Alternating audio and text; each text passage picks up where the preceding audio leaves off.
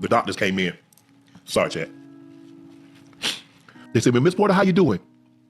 She said, I'm not doing well, Doc. I'm dying. Said it just like that. She said, Miss Porter, you can't say like this. You can't say that. You can't think like that. And Libby she said, Granny, don't say that, Granny. Granny said, I know, I'm dying. That was the first time. About a month later, my cousin, Linda, was in the room. She said, Aunt Mary, how you doing? She said, I ain't doing good, Linda. I'm dying. Just like that. Libby had done told me, and Granny knows Libby had told me. So I come in there and I'm all sad. She said, boy, why you sad? She said, we all got to do it, son.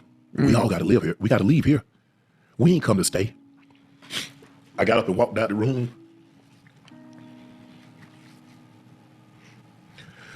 I can honestly say, I've never been the same since. When my granny died, a part of me died with her. I won't ever be the same.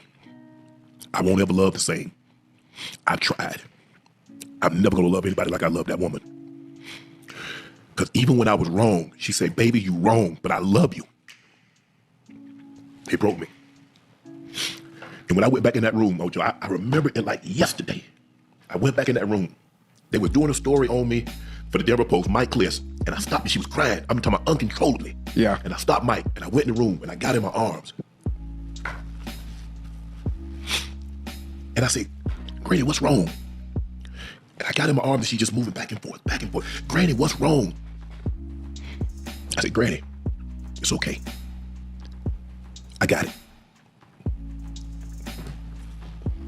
She looked at me. I said, Granny, I got it.